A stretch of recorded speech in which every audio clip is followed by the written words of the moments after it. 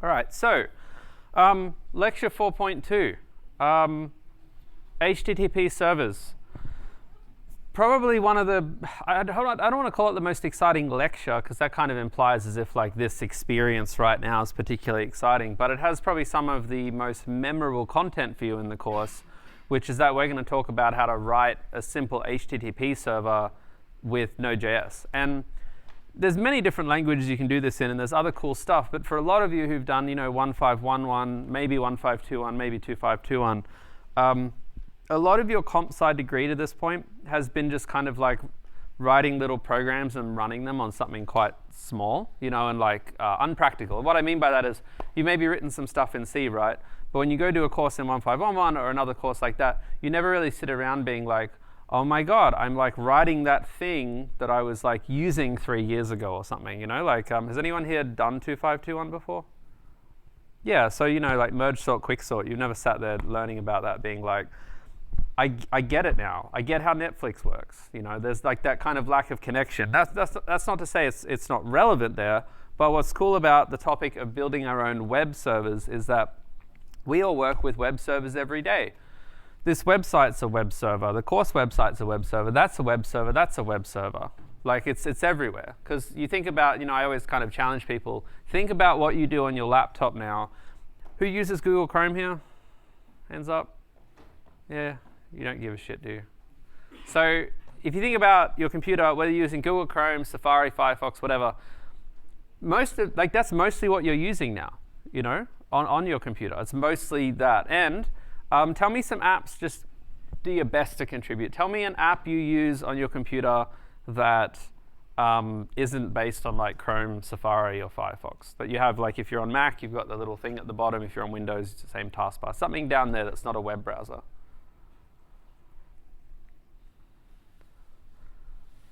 Yeah. File Explorer? Yes. What else? Just want 2 more. Steam? Yep. Steam? Yep. Teams. OK, cool. Now, what's interesting about those examples is like Steam, that's the video game thing, right? Yes. And then File Explorer. Those two have nothing to do with web servers, but you mentioned Teams before, right? Most of you should be using Teams by this point, I imagine. You've been playing around with Teams. Teams is actually built as a website in disguise. If you go to teams.com or whatever the website is, teams.microsoft.com, I don't know, you will notice the experience is the same. And that's because what Microsoft do with something like Teams, and many other companies do this, Discord's the same, they build like a website like Teams, and then they literally kind of take that website, they go make an app, just like File Explorer or Steam or something else, and they basically make an app, and all it does is it basically runs Chrome in the background, but it gets rid of all the Chrome stuff, and it just leaves the web page part, and it just runs Teams in there. That's why Teams doesn't work without the internet, but other things like File Explorer or Steam might work a little bit without the internet. It's because it's just a web browser in disguise. And the reason I'm pointing that out is because whilst we're talking about web browsers or web systems and why they're so important, I want you to realize that they're probably even more important than some of you would consider, because nearly everything we're doing now is based on them. Or when I say nearly everything, I mean at least 80% of it, right? Emails, calendars, Teams, Discords, like so much stuff is just on web. So it's a really important topic, because I mentioned last time about how many of you would end up being JavaScript developers in some way, but I would hazard a guess that a solid 50% or more of you, more than 1 out of 2 people in this room, will end up working with web servers in some way, post-uni. And it's a big part of software engineering these days. It's kind of synonymous, right? And whether you're like actually working on a server, whether you're building a front end, I have friends that work in cybersecurity. They don't do any like deving or programming, but they're constantly testing web servers, because nearly every product's a web server. So it's super, super relevant. I've kind of covered that in this slide, but there's some of the things that we're going to talk about. We're going to do like 5 or so minutes of some general background on web servers before we go deeper. We're going to talk a little bit about terminology. You'll see 3 terms up on the screen: network, internet, World Wide Web. You've probably heard them all before, naturally. It's important to distinguish them and contextualize them within one another. Networks are just computers connected together. You don't need the internet for a network. If the internet's down, and you're at home and everyone at home's on the same wireless router, you're all still on the same home network. It's just that home network can't talk to the internet. That's how you can maybe share files at home. Or does anyone have like a house printer? Anyone got like one of those printers you like print to? Yeah, 2 people, cool. That's all on, that's all just in a network. Has nothing to do with the internet. If the internet wasn't invented, you could probably still do a bunch of that stuff. The internet, though, was the global network of computers. So rather than just all of our homes be connected together in isolation, it was like, let's connect them all together. And that's how computers from all around the world can talk to each other. If you really spent some time, you could actually get your computer up on the internet that someone could type in an IP address and they could actually access something that you've made on your computer. A couple of you in here have probably done that, because you're little hobby computer scientists. But it's all kind of possible. The world's quite connected together in that way. And then we have the web, or the World Wide Web, which is like what your, maybe like your grandparents or like older parents might call the internet. Be like, oh, what are you up to on the World Wide Web these days? But it's a term that describes, and I think this nuance is really important, a system of documents, resources linked together, accessible via URLs. And this is an interesting idea. Because if you think about it, what is the internet without a URL? Because think about all of your interactions with the internet, right? If I say, how do you use the internet? Think of a time, can someone even tell me what's the time you use the internet without in some way using a URL? Yeah. To use an extension that I installed. To use an extension that you installed, like on Chrome or something? Right, so because it's installed, and once it's installed, you don't need the World Wide Web. Is that what you mean? Yeah, so that's an interesting point. The funny thing with that one, of course, is that there was probably a URL somewhere that you went to get that extension, right? But you're right, once you have it, you don't need it, which is a good point. Really simple example for you all, SSH, right? You never typed in a URL.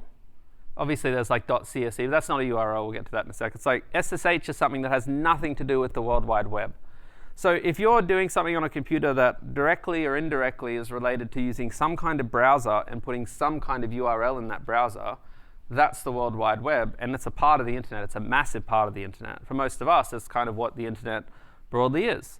And even you think I load up Teams, there's no URLs there, but how Teams will actually be working behind the scenes is that Teams is loading up web pages in the app, and then when you send your request, it's actually calling URLs behind the scenes anyway. So there's a bunch of stuff that might not even seem like it's doing things with URLs and web browsers, but it all kind of is behind those scenes. That's about as deep as we get into networks here. So if you want to learn more about networks, you can go study 3331. I don't believe it's compulsory, but it is a fairly common elective. I did not take it when I was an undergrad here. I have mixed feelings about that, so you'll be fine either way. I have lots of friends who've taken it and were like, that was a waste of time, and I have lots of friends who took it and was like, thank God I took that. I would probably say generally when it comes to this network stuff that if you feel like you're ever going to end up in a kind of career trajectory where understanding the nuance of networks matters, a good example is cybersecurity, because most cybersecurity these days is web-based, again, then I probably would do networks because you do learn a couple extra things in that. But then there's other people I meet who are just like hardcore, I want to be like an algorithm designer, or I want to, work just on like making cute UIs at Canva or something, and maybe it's less relevant there. But you can go look at that if you want to. Okay, so network protocols. Over any network, home network, World Wide Web, the internet, whatever, to communicate over those networks, you need to have some kind of structure. This makes sense. We have structures in all kinds of protocols. Does anyone want to tell me a protocol you can think of that has nothing to do with computers?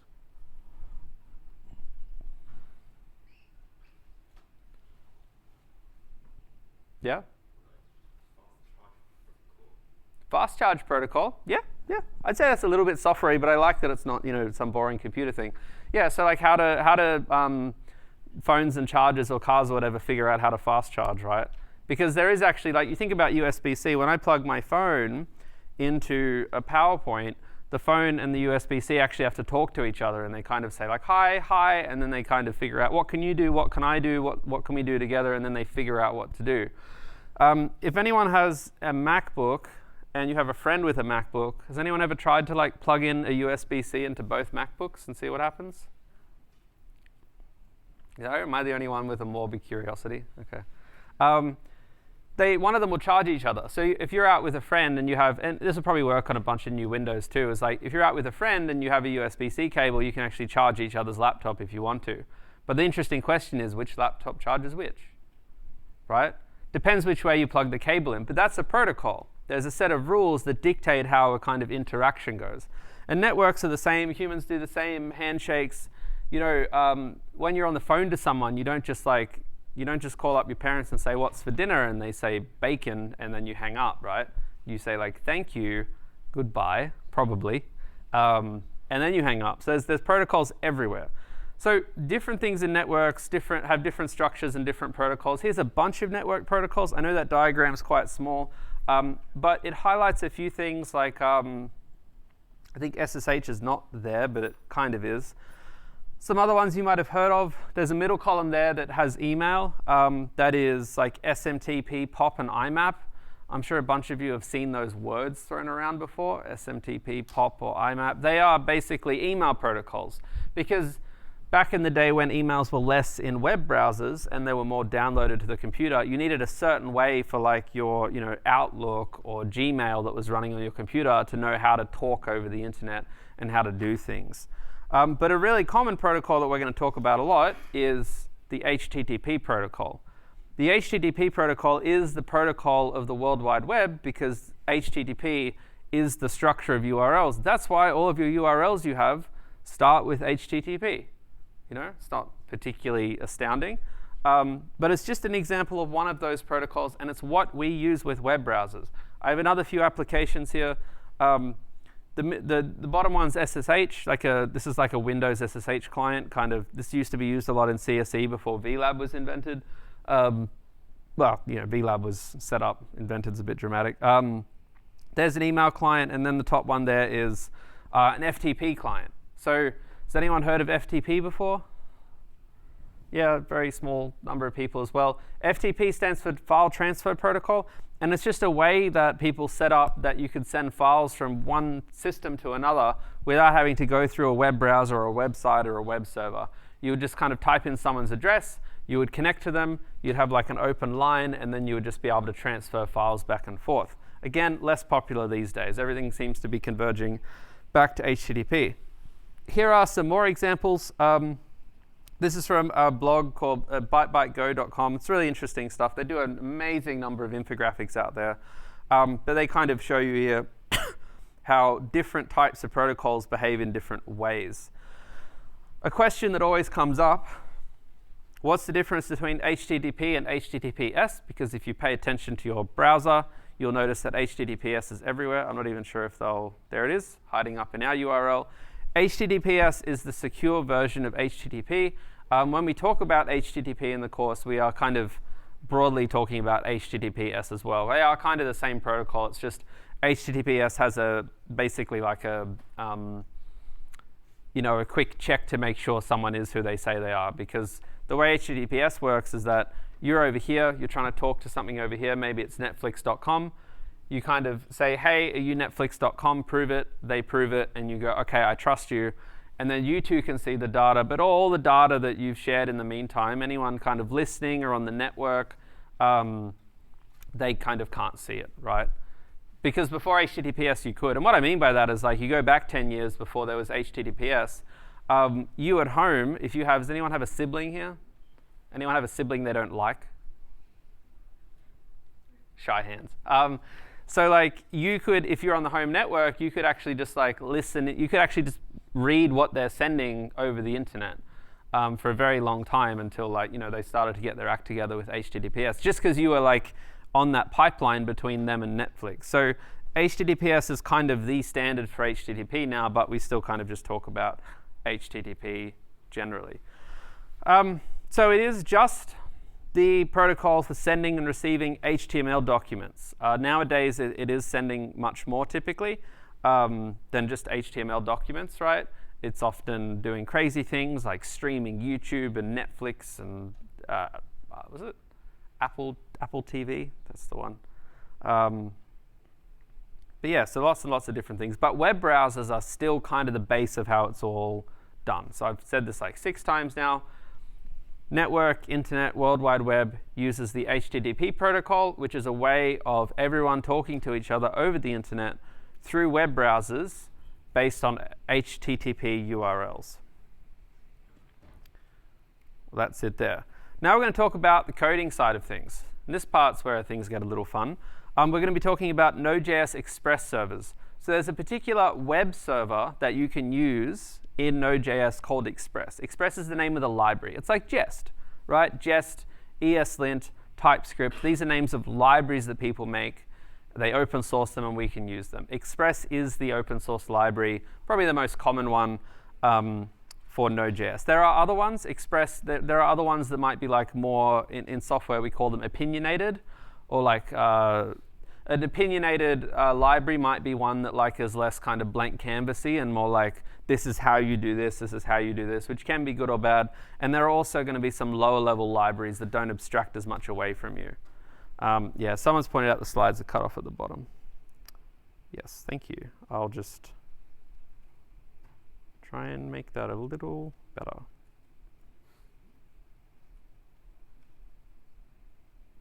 That should be OK. Cool. Said it before, I don't understand why MacBooks couldn't make screens to the same size as everyone else.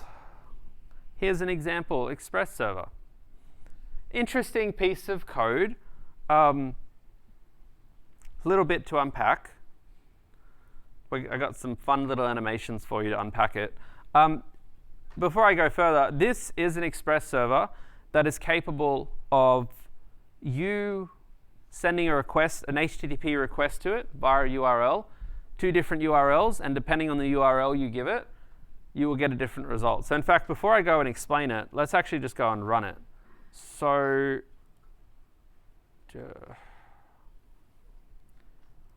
sorry, I thought I had this folder up before, but I guess not. Again, same as last time, I'm just using last term's code because it hasn't changed.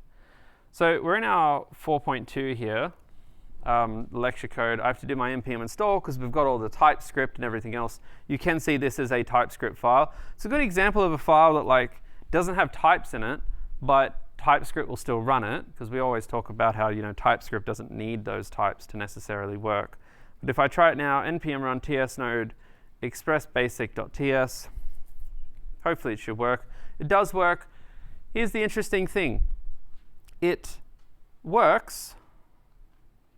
Oops. But unlike a normal program you might be used to, it doesn't really run and stop. It's just, well, it looks like it's running and stopped, but it's just kind of sitting there running forever. Imagine this like a while true loop. It's just like looping infinitely. And what it's doing whilst it's looping infinitely is it is waiting for someone to talk to it. Now, in this particular case, I'm on my computer and I'm running a web server on the same device, right? In reality, maybe a web server's over somewhere else, in Western Sydney or something. But right now, they're on the same device. And I can talk to that web server very simply, and it's always the same. If I go to the URL up here and I type in localhost, that's the IP address of your own laptop. It's just kind of hard-coded in. And I type in 3000 like that. That's the web server. It's this particular, you might call it like a website, which is just my computer, 3000. And then you'll see here in these app.get lines on line 8 and 12, I have a few different things. So if I just type in /hello there and I hit enter, let's see what happens. I get that. So what's actually happening there is that I am sending an HTTP request, because that's what that URL is there. It's that format. Chrome's very good at hiding that now, because like who really needs to see it? But it is HTTP localhost, something like that. Port 3000, don't worry about the ports too much at the moment. /hello, and I get that. And what happens is that web server got talked to by my computer, and that's the result it gave. I'm just logging back into the chat.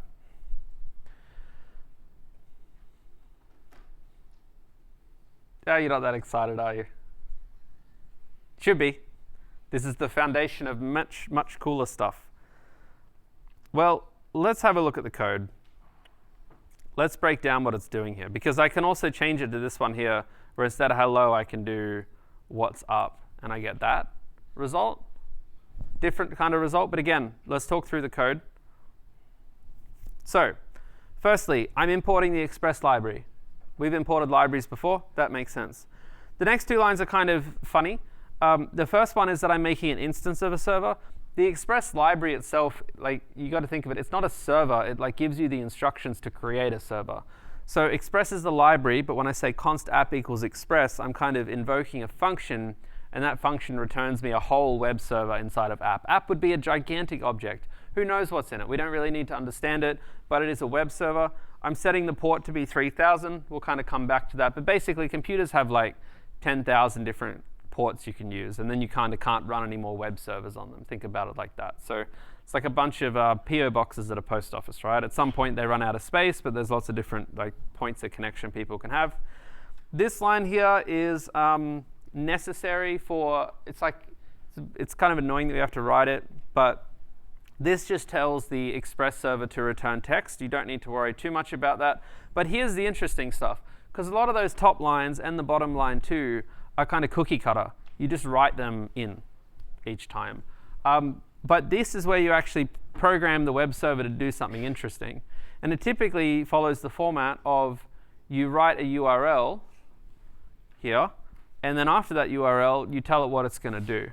And in the case of these really simple servers, what we've done is we basically said, hey, if someone tries to access you with the URL /hello, what I'd like you to do is respond by sending this string. And similarly, if someone tries to access you with URL /what/up, I want you to send back a JSON string that is the JSONified object, you know, key value not much. That's a terrible example. That's what I want you to do. And then the last thing we have, this is just the line that actually starts the web server, because the stuff up the top is just kind of setting it up, creating it, but it's not really running. So this bottom line is like, now it's time to go and run so that someone can talk to you. But that's an Express server. Ghosted Blade on YouTube says, can you only go to the server once you run TS node? Yes. The server is not running until you run it. And similarly, once I kind of close out of it, like once I Control-C here, the server is no longer running. And if I try and load that page, I get an error. Because the browser like tried to talk over the network to something, but there was nothing there. So then the browser's like, it doesn't exist. It's like typing in a random URL on the internet. It just isn't there. But when we run the server again, it now suddenly is there. There's the page. I can close it. Now it's not running as well. Any questions about that so far? My shy, quiet friends?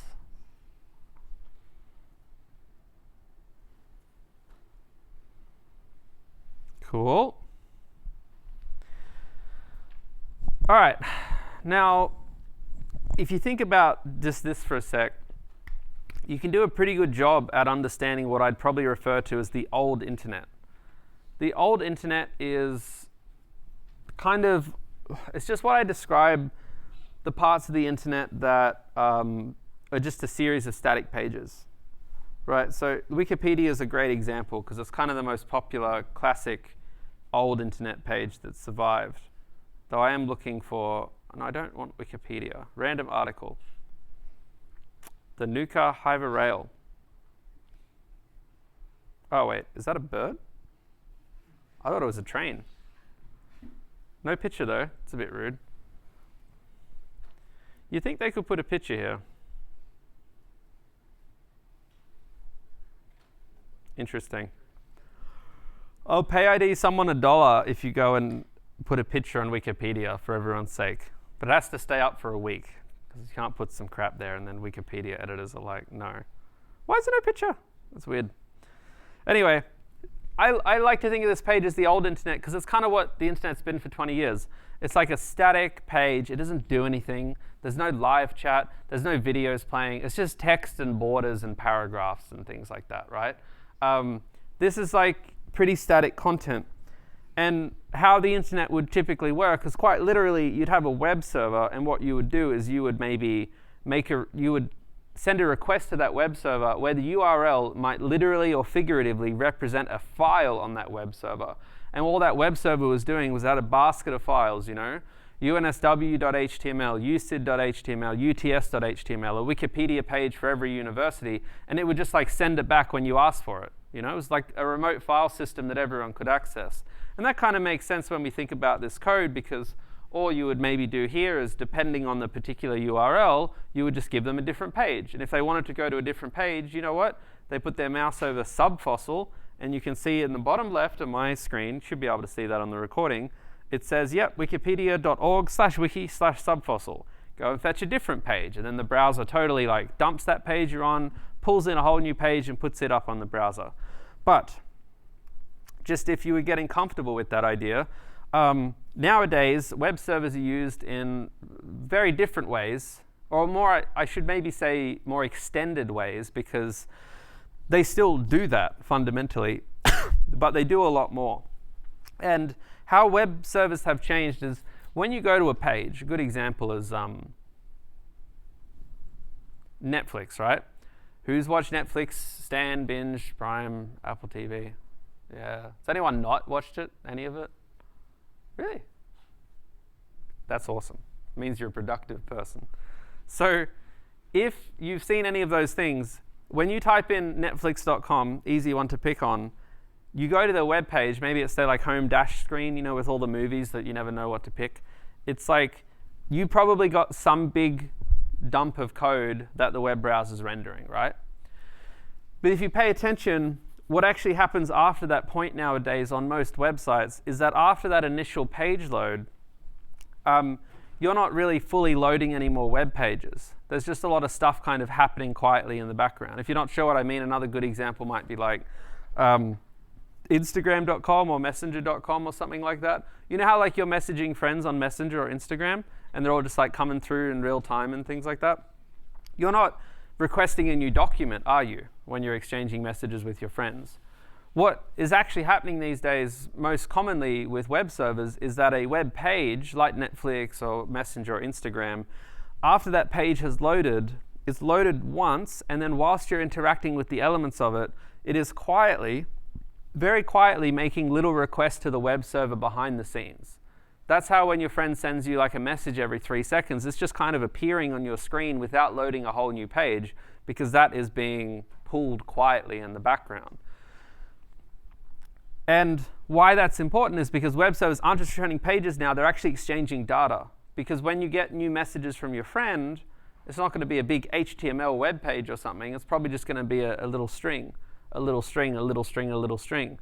And because it's typically very simple pieces of data or very structured pieces of data, most web servers now, when they're sending that quiet information, that information quietly behind the scenes, they're often doing it via JSON.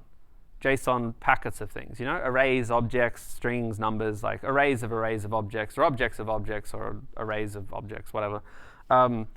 That's all happening behind the scenes. What I mean by that is, you know, another good example is like, you know, when you're on Netflix and you click like next, next, next, trying to jump ahead, it's trying to pull all that data quietly in the background again. You don't have to refresh the whole page every time you hit next. So the reason that's important is because most servers nowadays, when you're working with them, they actually often respond specifically with JSON, not so much HTML or text or anything like that. Because this page here, this Wikipedia page, if I go and look at it, this is what the web server returned when someone loads the Wikipedia page.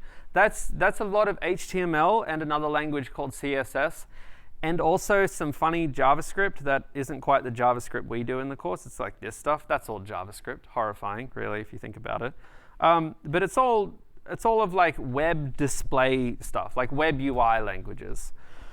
Whereas all these things that are going on in the background, they're typically responding with JSON. And we can make our web server respond to everything with JSON simply by making these two tweaks, which is that line we had that said app.useExpress.text. We actually make that line say app.useExpress.json as it's written on the screen. And instead of saying response.send, which we had in the previous example, we simply now say response.json. And what that basically does is it just stringifies it. Because you saw in the other example, if I pull it up, 4.2 here. See how like before we just used to send back a response that we JSONified the object anyway? This is just like a shortcut. So now we can just say response.json. That's how you send something back with JSON. So now when we have a little web server like this, our Express JSON web server, you'll see that if I access what's up, it's now going to send this back. Now that looks like text, but that's just the browser displaying it like text. If I kind of unpack what's happening behind the scenes here, you should actually see that request headers, response headers. It's not really saying it here. Raw. Would have thought it says it. Don't worry about that particular part. But that's all coming back as JSON. Now, typically, it's not getting displayed on the page. It's actually getting like churned up by the the front end itself, and then displayed back to you in some kind of way. But that's essentially what we're doing. Yeah, cool. So rearranged a bunch of these slides last turn to make more sense. So I'm just refreshing myself. Now, a couple of points about this web server. Before I kind of keep going. I'll give you a bit of like a coding break, not that there's been too much. But first point, if you have a look at these functions here, this is actually why we go through that 4.1 lecture before this, because it's worth trying to unpack the new function syntax and first-class functions here, because you're actually seeing it. Because if you think about what's actually happening here, this is a function, right? That's the new function syntax. So how this is actually working is how you write Express code is you actually say, hey, here's my web server. When someone tries to get info on a particular URL, this is the URL. I want you to call this function. And then we say, const function equals this. And what the function does is the function takes in always the same two things. It's always a request object and a response object. The request object is where you pull information that the person calling you has given. Such a good example is like, when you make a comment on YouTube, who writes trolling YouTube comments? A bunch of you, I'm sure. You type a trolling comment on YouTube and you hit send. Well, that data you wrote has got to get sent to the web server, right? That all comes through as the request on the way in. And then the response is the object that you can modify that goes on the way out back to the person who called you. And that's kind of why if you look at, this example here, we don't really do anything with the request in this case, but we do kind of send something back in the response. So there's like an input object and an output object. We don't need to return anything with that function.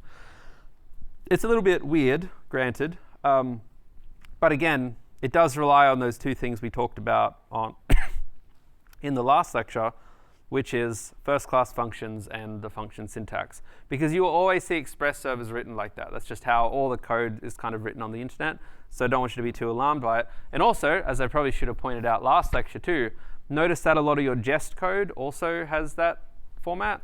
And if you pay attention to some of the Jest code, and we're going to get into some again soon, but notice how this is different Jest code to what you've probably seen. But notice how Jest code is actually just a series of describe and then a string, and then you pass in a function. So you pass in a function as a first-class function, then inside that, you say test, and you give it a string, and then you give it another function. So Jest is the same thing in nature. You're just calling a function that you pass in another function to, and then you just define that. And because it's defined all anonymously, it has this kind of nice nested structure. But that was kind of point one. Point two is on ports for a second.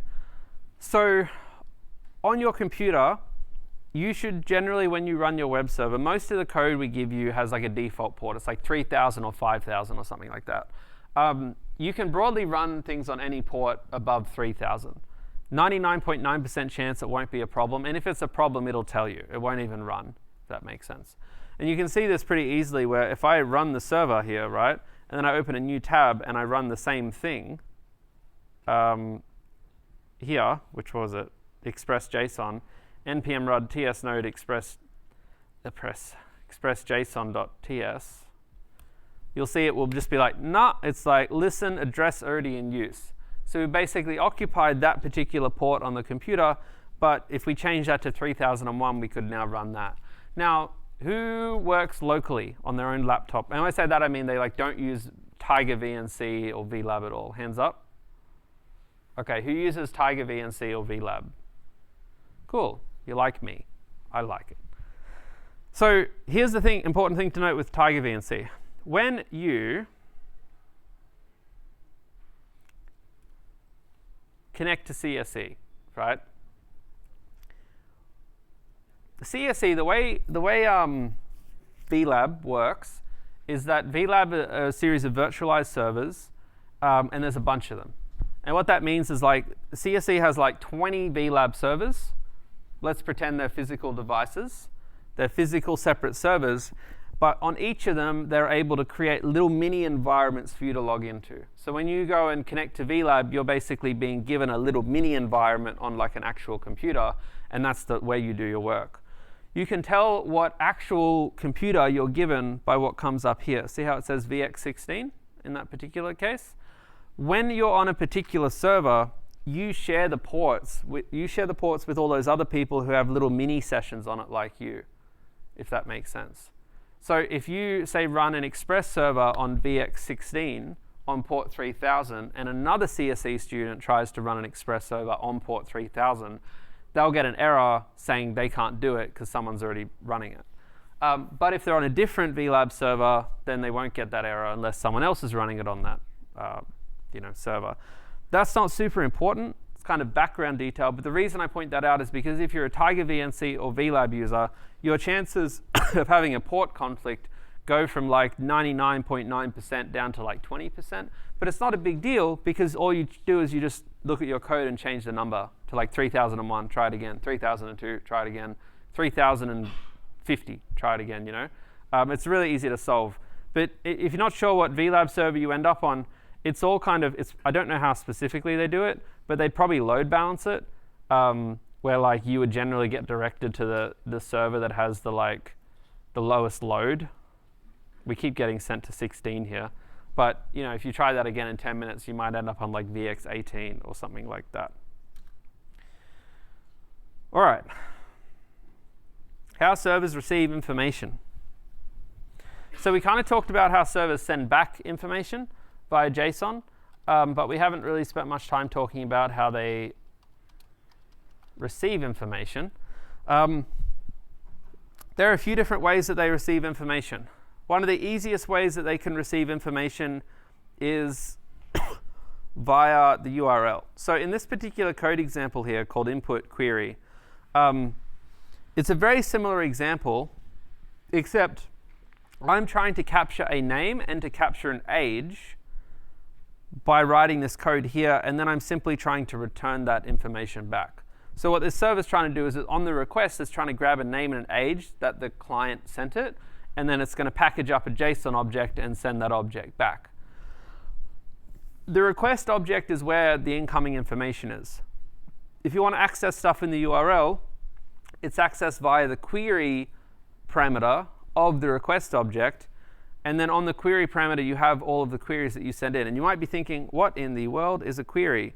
Well, let me show you. So when it comes to the query part of the request, see, got to close it off. What that is, if I go to, I have to go to my/URL, right?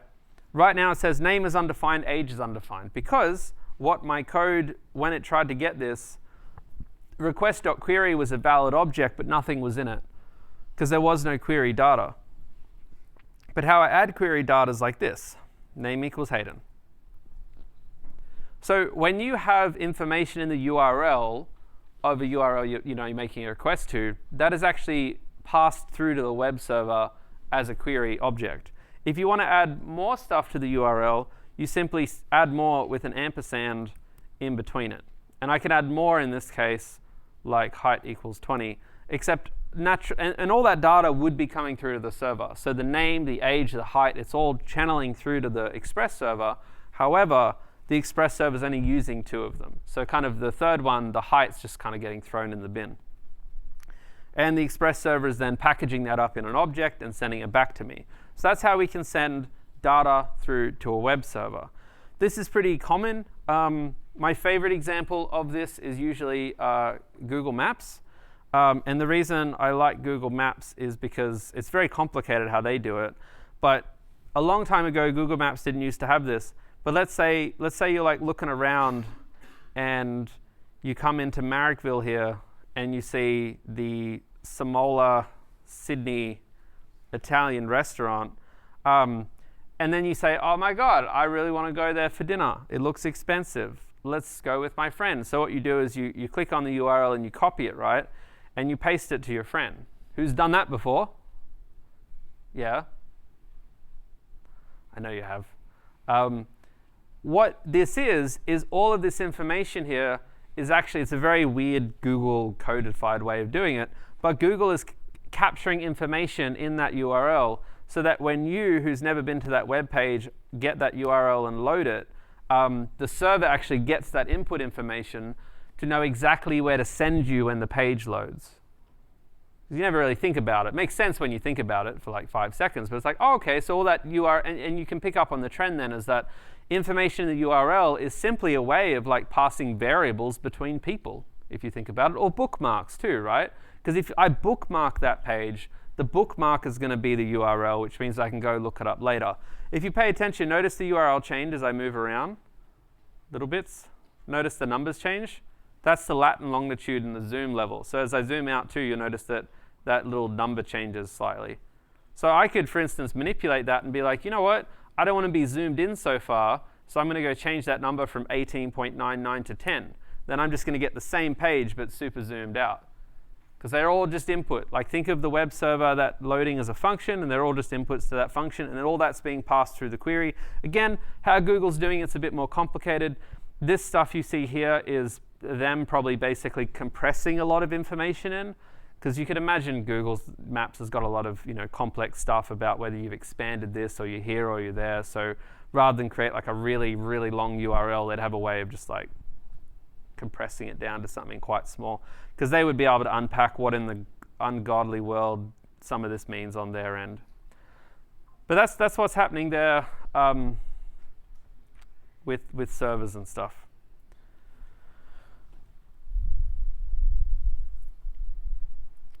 Let me just see. Okay. So servers can also receive information. There's a typo here. That's why I got messed up. That shouldn't say servers can receive information through the URL. It should say they can receive information not through the URL. Because if you don't want to send information through the URL, you can actually send it through something we call params. And params is like it's basically sent quietly with the payload. Because obviously when you request the URL, you're sending this URL to a server, but you can also kind of tack on a bag of information and send it alongside that URL. It's called params, it's not called query. The code's pretty much identical in that case there. But the thing is, like firstly, why would we not want to send something over the URL? Yep. Yeah, don't want it exposed, right? So a good example is like a password. Like that's like the classic example. You're signing into a website. Well, when you hit the login button, what's actually happening is your computer is sending a request to a server with your login details. And then the server's going to determine if it's you, and then you'll get a response back saying, yep, that was you, continue, proceed. But if you send that information over the URL, that's not very safe. And the reason for that's really simple. Even though web traffic's encrypted, as in all that, remember I said that like bag you attach to the URL and you send it along? Even though that bag's encrypted, URLs are not encrypted. I think this is a really important just general knowledge point here, because there was that whole thing a while ago about the government recording everyone's internet traffic and stuff. And to unpack that further, for those who weren't like paying attention, I guess, not that you should, it should have to. What that means is that the government, as far as I know now at least, they're recording every single URL you ever send on your computer, but they cannot see the payloads underneath that. No one can. It's like encryption, right? Like the government can't just like decrypt stuff. Like maths prevents that, basically. Maybe the NSA can or something, I don't know. But the government, Australian government, at least to my knowledge, doesn't just have the ability to break all encryption. So when you're on Instagram, as an example, let's say you're sending messages to a friend. What the government captures is the URL, because the URL probably says like instagram.com/chat/send and then your friend's user ID. But then the information in the message is probably sent as like a params, as that bag underneath, that is like encrypted. So like, for instance, if someone's monitoring your web traffic, even though it's encrypted, they could probably figure out that you're messaging this person, but they don't actually know what you're saying to them, you know? This isn't me kind of getting political. I don't really have the time to think about it that much. But I remember this was really well summarized by someone who was like, because when people were kind of talking about the caution of like the data monitoring laws and stuff, they were like, we know you went to a mental health crisis website at 2 a.m. and that you used the chat, but we don't know what you talked about, was kind of the example. And I think for me at least, that's just as like, you know, digital responsible people, I think that's the thing to keep in mind when it comes to this stuff, is all that URL things are always, you kind of got to treat them as public, but the stuff that's being sent with it is hidden. So you kind of got to think about that, you know, if you're, say, doing something on like public Wi-Fi or whatever. Like people, if you're on public Wi-Fi, you know, people are scared of public Wi-Fi. Like, oh, don't connect to it. It's like 99% of the time, if you're sending stuff to your friends on public Wi-Fi, it's like, it's all private. It's not like someone's just like reading it all, but you can probably, if you try really hard on like, not so much a uni-wide, but if you go over to your friend's house, you could probably easily track all the URLs everyone in that house is sending. So the reason we don't just send everything over the URL is because the systems we have, the protocols we have, mean that it's not strictly hidden away. And we need to hide stuff. And this isn't some weird, dodgy thing. It's like there's just passwords, basic things you need to hide all the time. Even a really good example was, I always tell this example, I did some like IQ test years ago, like a long time ago. And I noticed that the results page, it said like, you know, iqtest.com/results. And then in the URL, it was like this. It said like IQ equals like 105 or something. And I was like, interesting. And I just like changed that to like 180 and hit enter, and the results page just changed and the number was a lot higher. And then I sent it to all my friends and was like, yeah, look at me. I'm so smart. Wow, that's an actual website. I just made that up. So, you know, sometimes we don't expose stuff in the URL, not because it's like a password or something secret, but just because we don't want people to break our applications, you know, meaninglessly like that. Yeah. Some privacy-focused browsers have that HTTPS option. Yep. Does that limit the amount of information in the URL? I don't know if it limits it so much. It's more like the HTTP one, the URL is visible and all the payload is visible to anyone listening. The HTTPS hides the payload underneath. Yeah. So if someone knows how to decrypt it, they can know all the secret stuff. Yeah, if someone knows how to decrypt it, then yeah, they could read the payload stuff as well. But generally speaking, the way everything's set up is if you're trying to talk to, again, Netflix, only you and Netflix access that. And anyone who captures it in the middle, the only thing they can see is the URL you're trying to access. Because the URL, the other way to think about it, it's like when you send mail. Like you have to write the address on the front. Anyone who sees your mail in the postage knows who you're sending it to, the return to sender and the address, but they don't know what's inside the envelope, right? How do people get into that payload, you mean? Yeah. I mean, firstly, I know I sound loud up the front here, but I don't know an extensive amount about it. But, you know, one ways they might do it is by convincing you or pretending that they're Netflix. They can like make a fake certificate and a few other things and like trick you to being Netflix. But that's very, very hard. I also know that like certain, like, I don't know a lot. Like as an example, I was told by a friend, it's like, you know, if you go into some countries, unnamed countries, like the way they set up their Wi-Fi and certificates there is like they basically, you know, can fake it enough that they can like tap into your data if they want to. But generally speaking, if you're just like day to day in this country hanging about, it's pretty hard to get like hacked these days. Like I don't ever really hear about it just because the systems are pretty robust. And browsers are really picky now. Like as an example, Google started doing a thing some years ago where they basically don't even display non-HTTPS websites in Google anymore. They put out a big notice and they were like, if you have a website that's not secured with HTTPS, we're literally just like not even going to let people go to it. You've got like 2 years to fix this, and then after 2 years, we're just like cutting them out. I don't know if they cut it out fully, but I think they did. But lots of little things like that stack up, which make the internet pretty safe. I want to make something that like plans like a holiday itinerary, right? Like Yep. I use Google Maps. I can't just like get the links. I can't read that data right in the URL. So like how do those websites do something like that? Does that make sense? I don't fully understand. So you're saying if you're making a trip, like I'm going from A to B to C. A website that makes like some sort of itinerary for you. Yep. For your holiday. Yep. And like you paste the Google Maps links. Like I want to go from here to here to here. Those websites can't just read that URL. Oh, they probably can. I mean, I used this word encrypted before just because colloquially people kind of associate encryption with like randomizing stuff. But the correct term is probably more, it's probably encoded data. So as in, because you can't really have encryption without a password.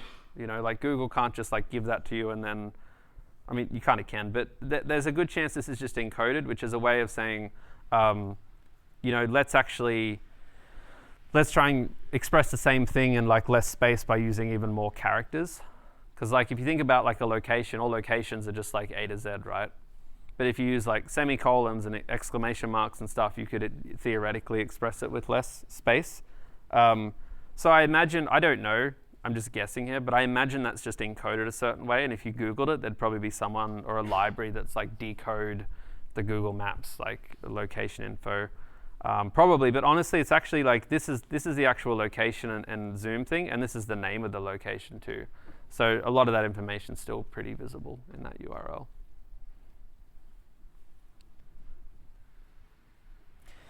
So point of all that was a very, we'll take a break soon. Let me just get past this bit. The point of all that was to basically really articulate that there's a way to send data through the URL and there's a way to send data not through the URL. And the reason that I had to point that out is because you can't, with Google Chrome, casually send that payload information as kind of casually as you can put data in the URL, right? Because you saw me putting data in the URL. But when it comes to, I wonder if I can, what was that? Do I have it installed? No, I don't. OK, I'll just do it on VLab. So if I just jump into VLab for a sec, we have these tools, and we call them API clients.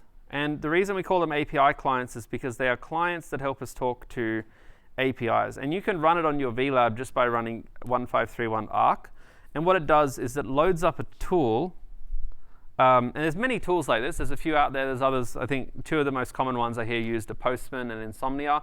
But they're all kind of the same. This is me playing around with it from a previous term. But they're essentially a tool that lets you make HTTP requests as if you're a website like Instagram sending messages and other things behind the scenes. So they kind of mock an actual front end. And these things have different types of messages you can send. Because in the early examples we gave you, all of the requests were, you'll notice they were all of this kind of, actually, sorry, yeah, that's not quite what I mean to do yet. So I kind of need to start this up on 4.2, sorry. I need to do this on VLab now. I think this is also a good point. One really common area people get this mixed up is they'll go and run their like web servers on VLab, but then they'll try and like run the API client locally, which doesn't work because your computer and VLab servers are like two different things. They're not connected. They don't understand each other. So because I want to kind of use this API client on VLab, I need to go run my code on VLab. In particular, the code I want to run is this one here, input params. Should be there. Yep. Node input, npm run ts node input params. Hopefully I have npm installed. I haven't. That's because I have an npm installed. So it's like, I don't know what ts node is. You haven't told me.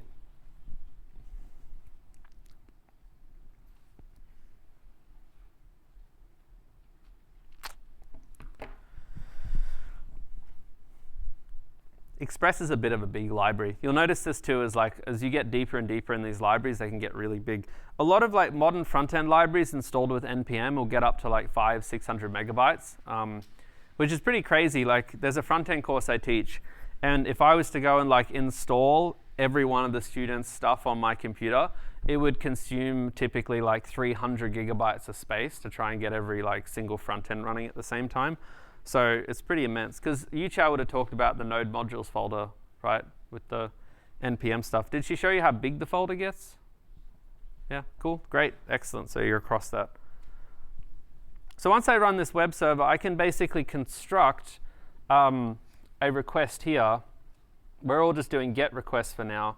And if I was passing information through, it says my URL.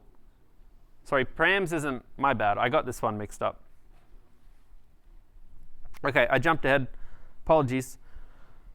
Just what I said is still relevant, but there's actually 3 types of, there's query params and there's body. When I've been talking about that payload, I've been talking about body. I misread the slide. These 2 are through the URL. There are 2 different ways through the URL. That's all URL there. And this one is like what I call payload, that like hidden behind the scenes one. So if I just take a step back and I just have a look at this particular one here, because we kind of looked at this example, right, before, the query one, name and age to take you back. That's this one here. This second example, instead of using query, we're using params. And params is just another way of expressing information through the URL. So if I run input params here, input params, instead of doing like this, you actually just do something like this. It's a little bit funny. It's basically the same thing. It's just instead of doing the whole question mark thing and then a list of information, you actually can just like embed it directly in the URL too. I would refer to this stuff as it's purely visual, if that makes sense. Like it has no functional difference. It's not more secure, less secure, this or that. This stuff wasn't around 10 years ago again, but it mostly has come to light because people like URLs that look nice and clean like that. And you'll see this a lot on websites, as you might go to a website, even like Google's a good example. Notice how they've just like structured this all with slashes. There's no question mark here. It's all just like /data/data. Google search engine has generally been quite accommodating to URLs structured like that as well. So because of that, it's kind of common. But they're both basically the same thing. One's called params, one's called query. Anyway, the reason I have to apologize for that is because what I was showing you here, if I jump ahead, God, where's the example for it? One sec, I've definitely skipped over an example somewhere.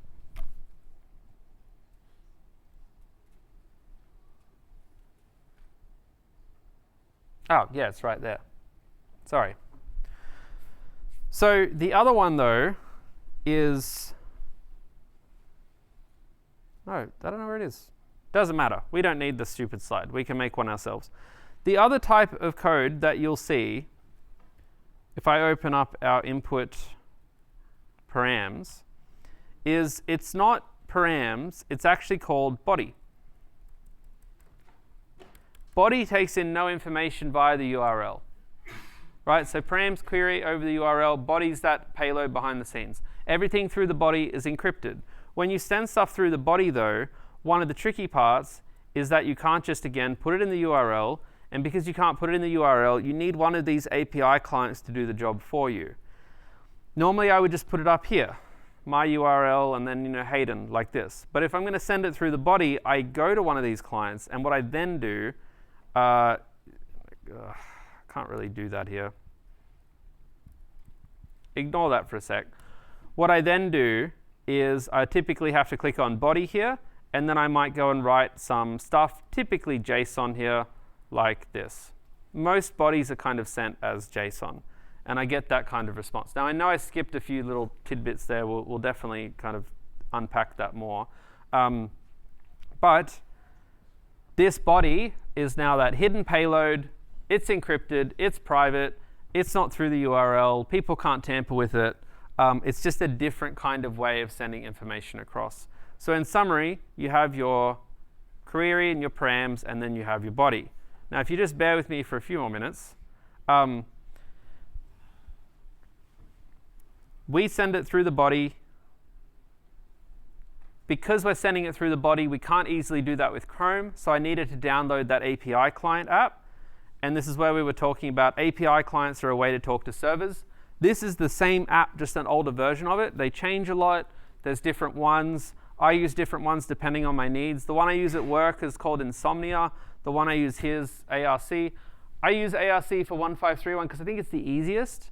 I don't think you do much complex stuff with this, and it's just lightweight, it's easy, it's quick, there's no BS, there's not lots of extra knobs and settings, but you can use largely anything you want. The reason we have to use one of these is because web browsers are always making GET requests. That's what they are. They're basically, in terms of the UI you have, they're a GET request machine. So if you want to make other types of requests, you need to actually use an API client as well. We'll talk about the different types of HTTP requests in a sec. But for now, have a short break, and then we'll get back to it. Let's go. So let's just quick recap. Not that we need to from 5 minutes ago, but we've shown how we can create a web server.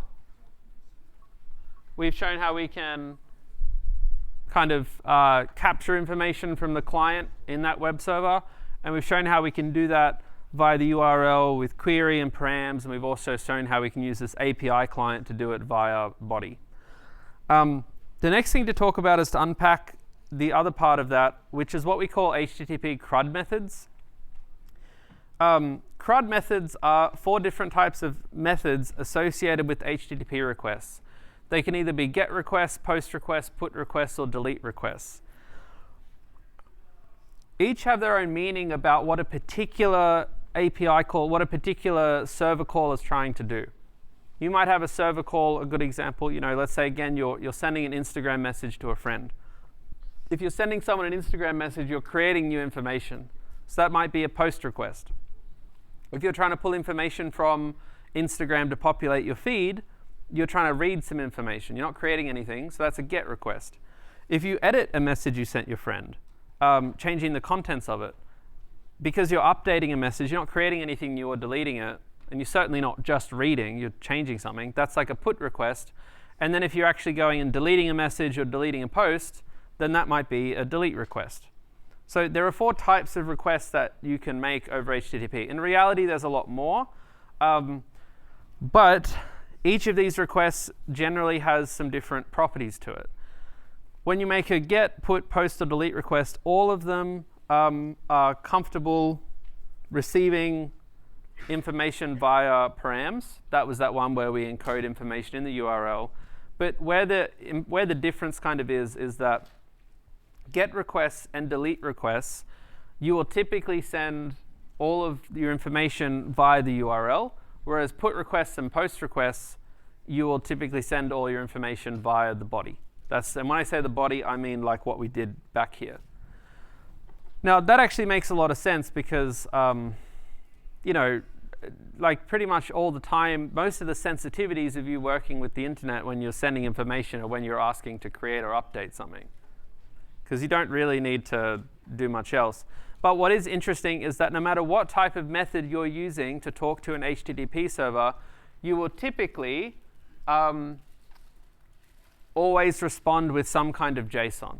So whether you're using like a GET, POST, PUT, DELETE, all of them will end the same way, which is response.json or response.json. So no matter what method you have, it's always response.json. Here's a little infographic you can check out in your own time too. Now, that little GET, POST, PUT, DELETE stuff is this thing here, where we said app.get. You've probably seen that app.get in a bunch of examples so far. So if you want to do a POST request, it's app.post. If you want to do a DELETE request, it's app.delete, app.put, app.post. Post, put, you get the point. They all kind of look the same. What's really, I think, tricky to understand about this, for me at least too, is that the get, put, post, delete don't really mean that much to a computer. Like, they're obviously names, and the computer will send a post request or a put request, but the computer doesn't do a lot of checking. It doesn't if you create a GET request that deletes something, right? Like if you have a part of a server that is capable of deleting an Instagram message, and you make it a GET request, like no one cares. The server doesn't care. Most of the kind of get, put, post, delete methods are about communication to developers and stuff. So a lot of this I would generally describe as it's largely best practices. There are a couple of things that might catch you. Like you will notice that if I come here with a GET request, you'll notice that the body actually vanished. I'll change that back to post. You'll notice the body appears. So this API client won't actually let you send body information over GET, but it'll let you send it over post, it'll let you send it over put, and it'll let you send it over delete. Though I'm pretty sure, unless we've screwed something up in the course, that the HTTP standard does ask that you don't send body information over delete too. That's what I mean. These are just kind of standards that people break all the time. Another random example, I don't know if it's in the slides, so in case we kind of cover it later, is we say that, if you're creating some new information at all on the server, right, it should be a post request. But a lot of systems out there, when you go and read a message, update a message, delete a message, create a message, a lot of modern corporate systems will actually be logging something every single time that you make a request. Do you know what I mean? So if you're deleting, adding, whatever, they'll add a line item to a database somewhere that said, Hayden went and did this at this time. So you're kind of always creating something. A lot of systems, if you go and fetch information, they'll be logging that you fetched it. So a purist might argue that every request should be a post request in that scenario, because you're always creating data in some way. But again, there's no firm laws of physics around this. Most people would not do that because it doesn't make sense. So this whole get, post, put, delete thing, it's not like some really technical thing. It's just like people see a bunch of post requests and they go, oh, okay, they're going to be particular URLs that help me create stuff with my systems. And this is where we get into the notion of an API. You've heard me say this word a few times throughout this lecture. And everything we've been talking about so far, we started off with a web server, then we talked about params and bodies and stuff. And then we just talked about put and post and delete. What we've ended up talking about is essentially what you would call a web-based API. And taking a step back from that, an API really just refers to the interface that is exposed by a piece of software. In C, you could think about the .h file as a bit of an API in a way. It's like the abstraction of the software. And most APIs are there to say, here is a software system. Here is the interface of how you can interact with it. These are the different functions you can call, or in the case of this, URLs. Here's the inputs and outputs you can expect from those functions. Go for it. And most APIs these days are web-based, which makes sense because for an API to be useful to a lot of people, it kind of needs to be on the internet. You don't just have like an API in your friend's garage. That wouldn't really be of much use if you're not in his garage. But yeah, web APIs, which are basically just like contracts of how particular services work. Now, random API, we use this service at my job. It's called Intercom. I think I tried to look this up recently, and it wasn't actually as helpful as I wanted. But another one was Canny API. This one's a little easier, I think. We use another service called Canny, which is essentially like a feature request API. It's a system that lets users kind of post features they'd like to see on a product, and then they can like upvote them and things like that. So it's like kind of like a community crowdsourced product roadmap. But it's a service that, whilst they have a website for it, you can also send requests to their API. So if we wanted to, we could kind of maybe create a way that our customer service team could, when a user kind of reaches out on the helpline, they could actually click a button that sends that customer's comments to this system if we want to, right? That's like software developers do. But what you'll notice is that if I have a look through this, this is what an API looks like most of the time.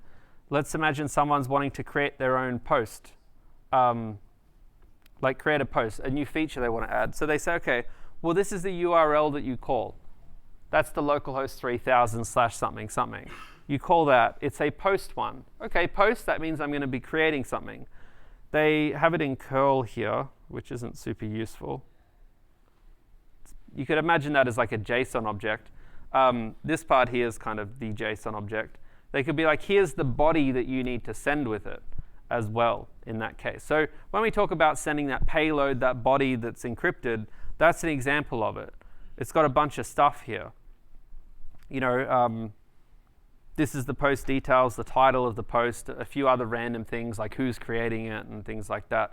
And then it says that once you send that, if successful, the server will respond and give you another object, which is the ID of the post that was just created, so that you can reference that later if you'd like to. And there's a bunch of these, right? It's like a page full of APIs.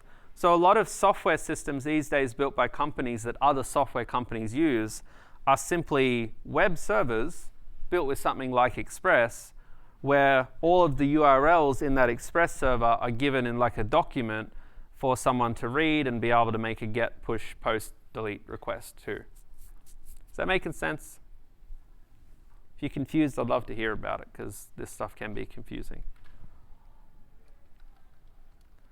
Just going to see if there's any YouTube comments. No.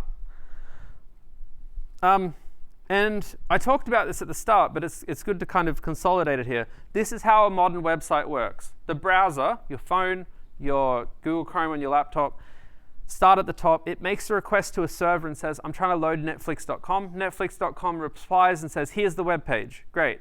And then after that loads, your web browser, as you're clicking next and pause and rating the video and God knows what else, it is quietly sending that data to the server in a series of like, here's an API call to the server, upvote the comment. Like think about YouTube, post a comment, upvote it, whatever else, Instagram, sending a message, liking a thing, commenting on a thing, all of this happening behind the scenes as API calls to a URL, to a post get put delete method with a payload in some way through the URL or through the body, getting a response that's typically always JSON as well. You know, it's the same thing. So many of these systems are the exact same thing. If we're using this get, put, post, delete method, we refer to these things as RESTful APIs. That's the name we give them. So a RESTful API is one that is get, post, put, delete. There are other types of APIs out there. One of them that comes to my mind is a GraphQL API. I can't say I'm a massive fan of this particular thing. I'm even not going to explain it. I think it's an incredibly powerful way to do APIs for a very specific small number of systems, and outside of that I think it can be quite challenging to work with. But the point is, if you're like, well, what the hell is another type of API? There's this API. This API doesn't have anything to do with post, get, put, delete. They have their own ways and terms of dealing with things that I'm not going to unpack again. But RESTful APIs, 95% of everything again. It's like vast, vast, vast majority of stuff. Nearly every single API you'll find is going to be the same like that. All right, so we've got half an hour left. And if I kind of just show you this and I skim through it, most of what we're actually going to be talking about is this one here, requests made via code. So we had a web server before, you know, different ways of working with it. We called it on the browser, then we used an API client. But for this to scale and work, we need to be able to send requests to our server via code. So now we're going to write code that is able to talk to the code we wrote that's a web server. So we run a web server, and then we run other code that talks to that web server. It's kind of cool. Here's a really simple example. The library that we're using to talk to another web server is called sync request curl. There are other libraries out there that are way more popular than this and way easier to use in some ways. However, other libraries that do this, they lean on JavaScript's asynchronous programming syntax, which can be very confusing, so we stay far away from it in this course. Has anyone seen online anything to do with the words async or wait or promises yet? A few of you? Don't be scared of it, but it's hard. Like, we teach it to level 6 students, and it kind of head screws them for a couple weeks. So we figured out a way in this course to just like stay away from it totally. So that's why we use this library, because you don't have to, you know, deal with it. But really simple piece of code. I'll get it up here. Requests. We import the library, and we can make a request. We can say, I'm going to make a GET request to this particular URL. And in this case, QS means query string. Query string is what you call the stuff after the question mark in the URL. So it's just the query there. And this request is made to that. The server responds, and the info is stored in this response object. This part's pretty clean, but the next part's kind of ugly as hell, which is that you get the response object, you get the body of what's been returned, you have to cast that to a string because it's normally a buffer, and then once you get the string, it's a JSON string, so you have to parse that back into a JavaScript object. It's the same line every time, you know? It's a little bit funky and ugly, but it's the same line every time. There's not much problem solving there. And then if I just, which library is that? I got to find our Apple server. There it is, CRUD. That's what I want. So here's our server, and we're also going to use this as a way to kind of toy around with the different methods, because you'll notice here that we have a get URL / Apple that takes in data via the query and returns JSON. And then we have a post request called /orange that takes in data via body. That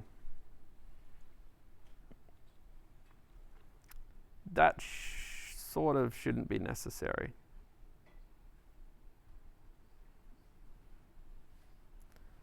OK, yeah, I'll unpack this for you a bit more.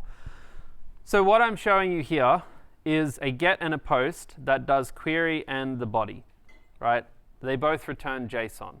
However, we have another example here called CRUD JSON, where what CRUD JSON does is shows you the effect of changing this from .text to .json. Because if you change this from .text to .json, it basically kind of primes the Express server into knowing that you're dealing with JSON everywhere, so you don't really have to decode it and things. And it actually cleans itself up a lot like this. You saw this example before with the response, but what you'll also notice is that without that .json part, things still can work, but because the bodies you send are based on JSON, you then have to parse that as well, and it just gets a little bit messy and it's easy to miss stuff. So we always try and do our Express servers as with that JSON part there. So this is our nice server that we're going to run, and it's a server that we're going to test because we have our Apple. It's running on port 3001, npm run ts node crud json.ts. Now it's running, sort of, not going to run cross JSON. That's wrong. Cool, it's running on port 3001. Now we want to test it. So what are we going to do? Well, we have our, where is it? Request.ts file. And I'm going to go open that in another window. I don't know why it couldn't do that for me, but that's OK.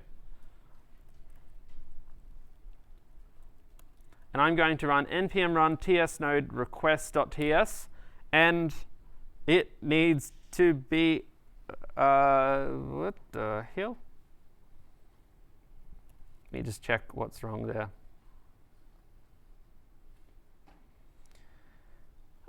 Sync request. Oh, OK, I have the wrong library. Ignore me. That's probably going to screw up. Don't ever do what I did.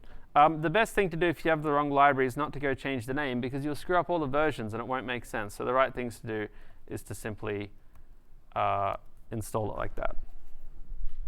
So we give that a sec to install. Shouldn't be too much of a hassle. It's installed. Now I run it again, and you'll see that it gets that back from the server. Now, to make things really clear for you, I'm going to go put a console log in here, just so you can see, calling Apple. I want you to kind of really see how this is working. Because I've changed the server, I need to stop it and restart it. It doesn't just magically notice the code changes. When you run the server, it takes the code off the hard drive, pulls it into RAM, and then it runs it in RAM. So anything that happens on the hard drive, it's obviously not aware of it. And I run that again. You'll see every time I run it, it doesn't print anything because that's the wrong file. This is the right file.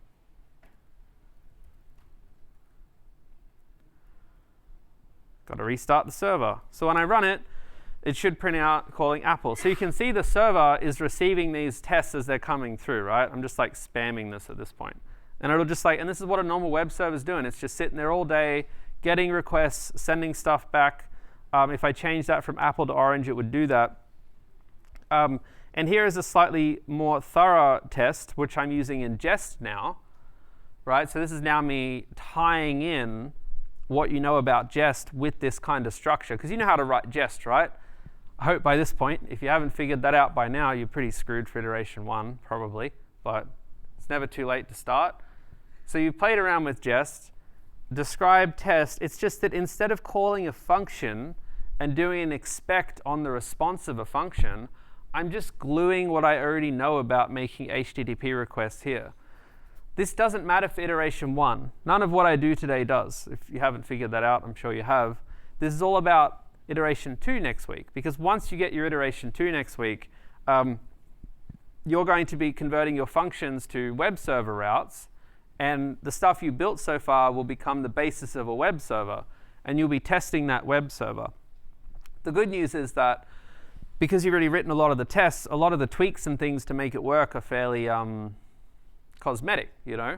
Like, it's not a lot of problem solving again. It's a lot of just getting these things set up here, because you probably got all the describes and tests. It's just right now, your stuff probably looks like the equivalent of me saying, you know, const response equals Apple. Expect res to be Apple. You know what I mean? Like, that's kind of what you have now, or some equivalent of that. But to do HTTP, you just need that extra stuff there. Similarly, you could test Orange as well. If you wanted to test it with the body, you would have to change this from get to post. It depends what's in the file. You can see it's a post request, cool. And I'd have to change query string from that, from query string to body.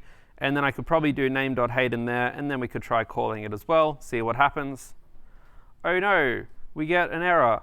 This is another problem with this, is that when we send JSON with our request library, we do need to, oh, actually, let me try this first. I don't remember if this works. I doubt it does. Maybe it does. Oh, it does. There you go. Well, I just saved teaching you all the wrong things. So JSON is a proxy for like the equivalent of like body, but it's sent as JSON. That's what JSON means there. So if I had body and I made this as like JSON.stringify, like the other stuff, that is equivalent to this. So I'm just sending it over the body, and you see that works as well. So I can send put requests, post requests with information passed through the body. I can send get requests, delete requests with information passed through the query. They all return JSON, so I'm all capturing them back this way. And then we'll see if my Jest works here. npm run request json.test.ts. I don't know if Jest is set up. It looks like it is. There you go. So that's how you run Jest with it. Now this is important. For your Jest test to work, the server needs to be running. If I stop that server and I run this, Jest just tries to talk to the server, and it's like nothing's there. So the test will fail. You don't need to worry about that in terms of the pipelines. We sort that out for you. It's more like when you're testing these things locally, you do need to actually run the tests as well. This is also one of the reasons we actually got your clear functions and stuff implemented, because you would, just like in iteration 1, clear these tests before you run them, because sometimes your server might be like running amidst many, many tests. So Ghosted Blade says, will this be covered in more detail next week? I'm still really confused about all of this. So what I'd say is, like, there's not actually like a lot more detail to cover. We've actually gone in quite a lot of detail today, but that doesn't mean it's easy. There's a lot of new ideas here, right? There's actually like not any extra syntax to unpack, or there's not like any other parts of, you know, Express that are really critical to do stuff. All you really have to do from here is like get stuck into your week 5 lab next week, which has a lot to do with this. And your iteration 2 that comes around next week, you start to do this as well. And you'll also see more and more examples, I believe, will, you know, be included with Express servers. But what I would say is, for the typical student here, there's not really like a whole bunch more detail to unpack. It's more like you learn this stuff, 2/3 of it makes enough sense, 1/3 of it's still a bit weird. You'd have zero confidence in doing this yourself. So you go, okay, and then you finish iteration 1 this week, sure. Then you get started on next week's lab. You do the lab a little bit. You do some of the other activities. You start to get it a little bit more. You go reference the lecture slides, maybe the recording a little bit, starts to glue together more. You do the lab, you start doing iteration 2. It's just like a typical teething thing. It's a little bit like Git. You know, like what we taught you in week 1 in Git, or what Yuchao taught you, probably made no sense in week 1, right? It's like a little bit confusing, all the like gits and merges and branches and stuff. If you kept up with it, you're like quite smart, because a lot of us struggle with that. There wasn't really much more to unpack. You just had to kind of do it for a bit, right? And now I bet you're in week 4, and you're all like Git magicians by now, right? Yeah? Everyone's like, no. But it's like, you know, you're like, okay, I got to make a branch, and then I got to commit, and then I got to make a merge request, and I got to put it back. You're like, okay, I kind of get the gist of it now. So obviously there is like more that we'll continue talking about it, but a lot of it's here today. And as you do it, it's a hard thing to learn without doing. So as you do it, you'll start to understand more of it. Now, that was a bit of a ramble about the request library. Working with Jest, we already kind of talked through that example a little bit there. One thing I would say with Jest, though, is you can abstract stuff too. So if you pay attention to this test we have here, we've got a lot of repetition for GET requests and POST requests. Many of you are going to do the same thing, which is you'll realize that a lot of your GET requests and POST requests look the same, and you'll go make yourself some like helper functions like this. You know, because if you're making like 10 GET requests, there's no point copying and pasting the same URL, the same GET string, the same query string, whatever. So this route, this function, all it does is says, well, I'm going to make a GET request, and it's just going to like be dynamic based on the route and that particular query string object we're passing through the URL. Because remember, this query string here, like if this object, for instance, was like A is 1 and B is 2, it's the equivalent of coming up here and doing that. That's what the query is, for those of you who've like not linked that together. It's just that the request library does that for you. You give it that object, and it goes and shoves it in the URL for you. If you really wanted to, you could actually skip that whole thing and just like put stuff directly in the URL. It's just hard to code and a bit messy and things like that. So the object's quite nice. But the point is that you might make these helper functions like this. So for those of you who looked at that and thought, oh my God, my tests are going to be like wildly complicated, that's okay, because you'll end up with small tests like this. Because what you'll end up with eventually is some kind of like body is just get apple, there's what I'm passing into it, and then I just compare the response. And this is kind of why I point out again that part of iteration 2 where you're just kind of taking what you've done in iteration 1 and making it more web servery is just a lot of code fiddling, really. It's sometimes we refer to it as like boilerplating again, where you're just not solving problems. You're mostly trying to battle syntax, not algorithms or data structures, which to some people can be kind of annoying. Other people find it relaxing. It kind of depends who you are. Some people like that like just reorganizing code element, and some people like really, really hate it.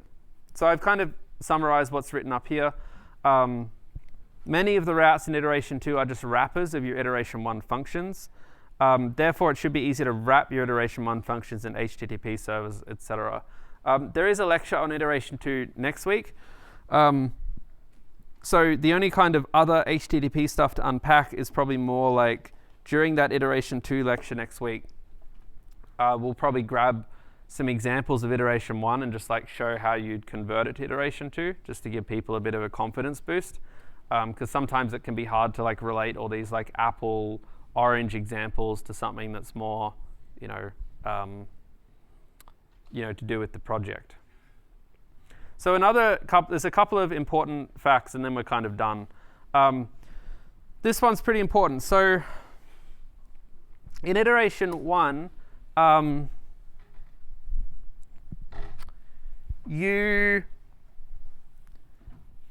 if there was a problem, you would return an error object, right? Right? You'd like return the actual object, or you'd return some object with error and then the error string. In iteration 2, and we'll talk about this more next week, but it's just explaining it, is the way you return errors is actually by returning a different status code like this.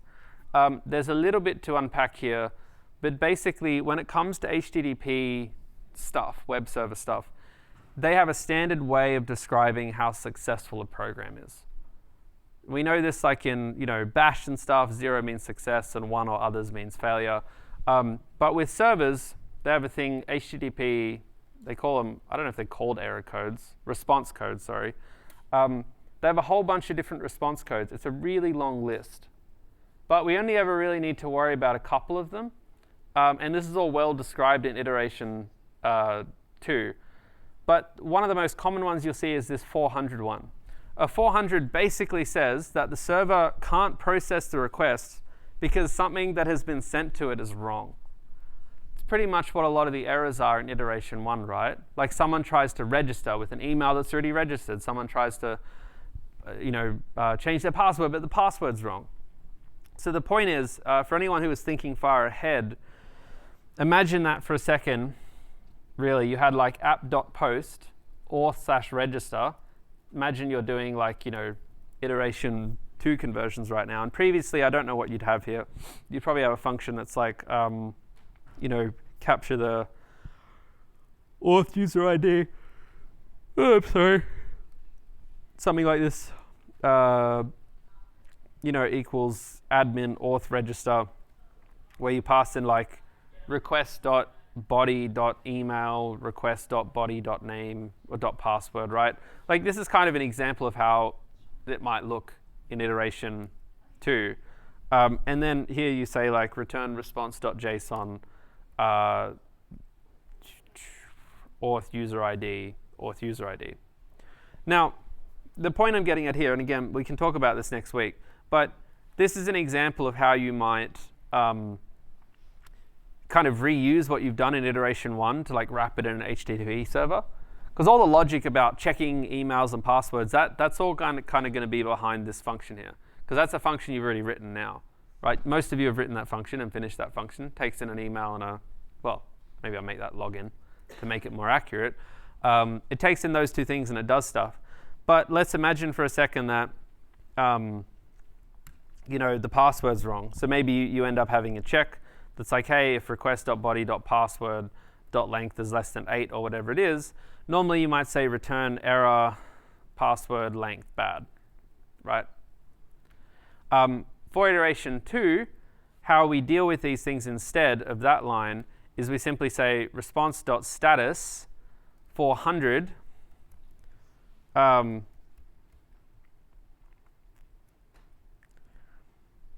just trying to think. We kind of ummed and ahed about doing this, but don't worry.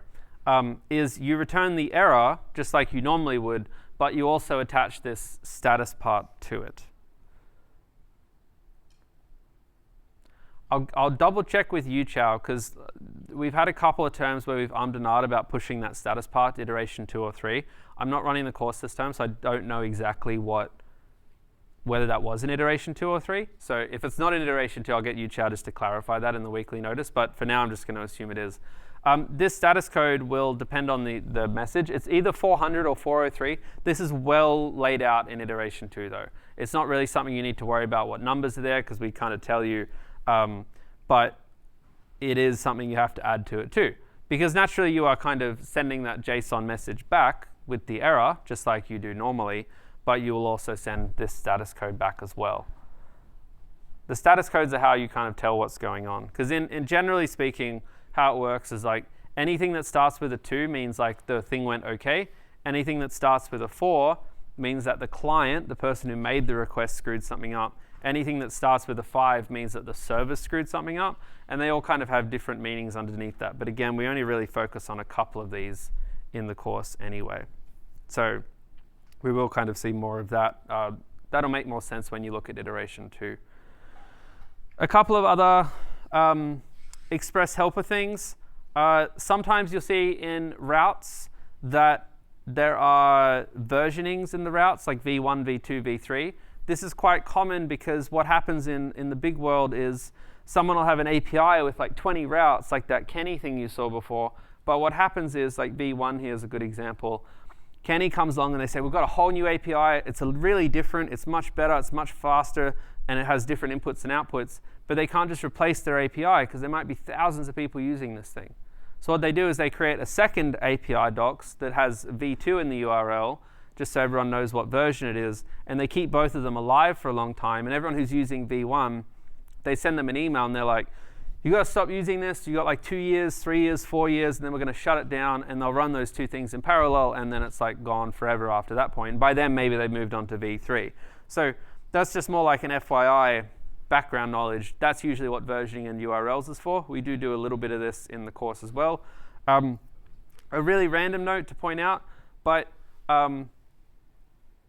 actually, that won't really make a lot of sense to you right now, probably, but you have to just be careful sometimes when it comes to route definitions, because like what can happen with servers is that if you have a route like this and you have one that's like Apple and it takes in a name, and then you have another route called Apple, which are different routes because one of them is like Apple / something and the second one's just / Apple, is that if you do Apple / something, if someone tries to call / Apple, the URL, what can actually happen if you order them that way is this first URL says, hey, I can match that because that looks like / Apple / nothing, So like normally / Apple will match that. So if you ever do have URLs that look really similar, just be really careful about how you order them.